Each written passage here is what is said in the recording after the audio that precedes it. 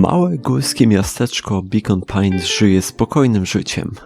Wokół trwają przygotowania do miejskiego festiwalu i nic nie zwiastuje wydarzeń, które mają nadejść.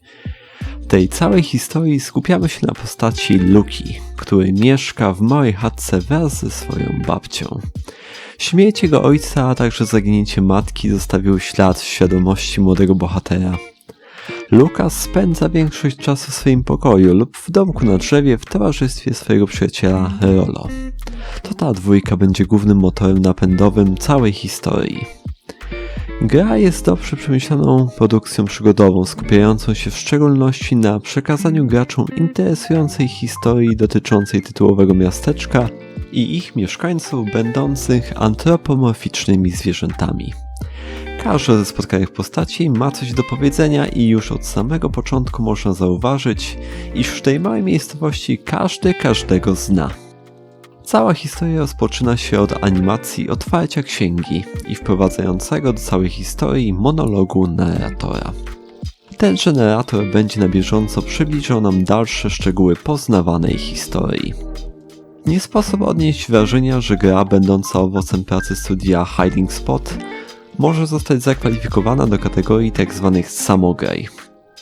W tejże produkcji co prawda mamy cele, które na bieżąco realizujemy, ale nie ma tutaj mechanizmów walki oraz rozwoju postaci, co za tym idzie mamy wrażenie, że nasza rozgrywka jest aż nadto liniowa. W tym jednak miejscu należy wspomnieć o ciekawym rozwiązaniu zaimplementowanym przez twórców gry. Podczas naszych przygód eksplorujemy tereny tytułowego miasteczka, odnajdujemy zarazem amulety słów, które możemy z kolei wykorzystać podczas przeprowadzania kluczowych dialogów, decydujących o tym, w jakim kierunku potoczy się fabuła. Nasze wybory są zobrazowane poprzez rysunek drzewa w menu głównym gry. Jego liczne rozgałęzienia mogą doprowadzić do różnych zakończeń rozgrywki, w większości jednak tragicznych. W momencie, kiedy poprzez nasze wybory doprowadzimy do przedwczesnego ukończenia gry, będziemy zmuszeni do przejścia do menu głównego i cofnięcia się do wcześniej wspomnianego drzewa, gdzie to klikając na dane rozgałęzienie możemy powrócić do wcześniej rozgrywanego dialogu. W tym też miejscu możemy skorzystać z innego niż zastosowanego uprzednio amuletu słów, a tym samym nasza rozgrywka może przybrać zupełnie inną formę.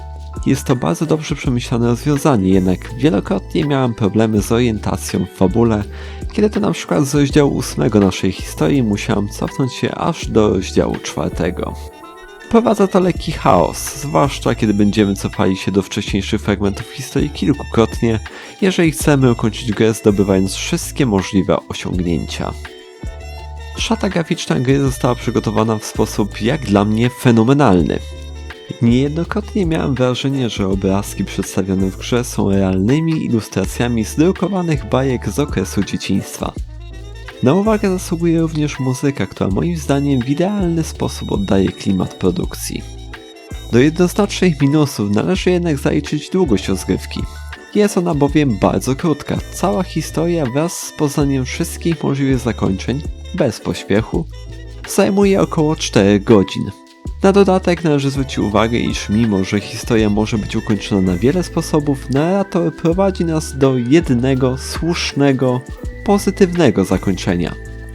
Podsumowując, Beacon Pines jest ciekawą grą przygodową z bardzo dobrą warstwą graficzną i muzyczną, a zarazem dość ubogim interfejsem.